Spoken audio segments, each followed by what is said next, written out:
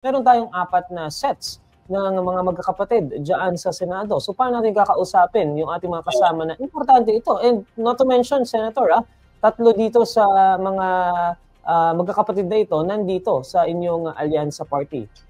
Indeed, yes. But some of them, Senator Erwin Tulfo, incoming Senator Erwin Tulfo is in favor, no? Kasi that's what I mean by defining political dynasty. Bakit ba? Ano ba yung political dynasty? Ang political dynasty na dapat na definition is yung pamilya na nakaka-influence sa kanilang eleksyon or sa lugar.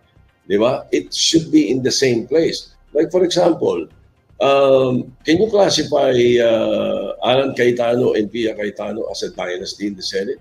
They were elected separately. They were not, the other candidate or the other sibling did not influence the election of the other sibling.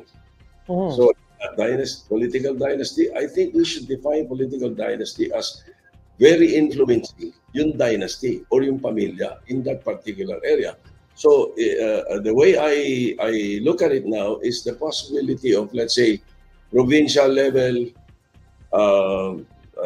tawag dito, municipal or city level, diba? Or congressional districts. Perhaps we should find the definition there.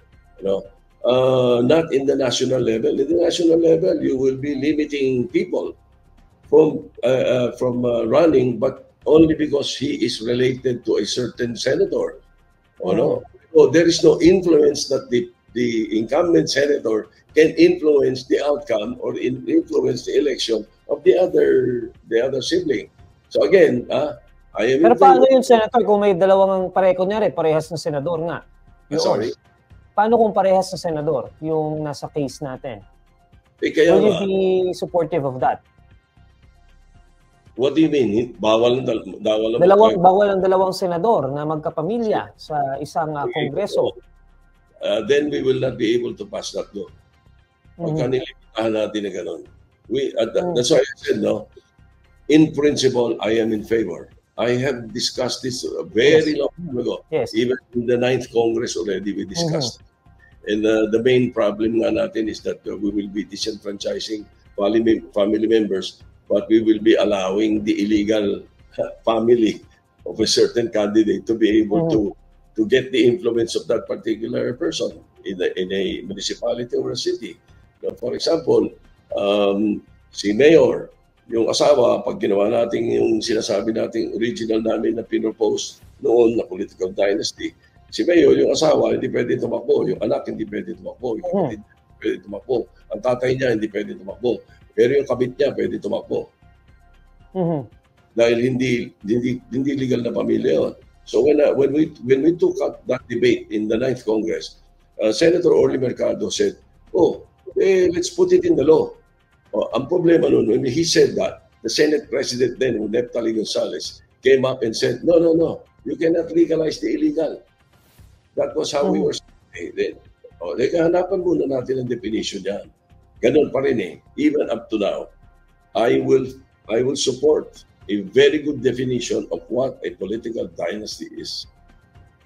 So, Senator Soto, just to clarify, so in principle, you support banning political dynasties, including in the national level, tama po ba?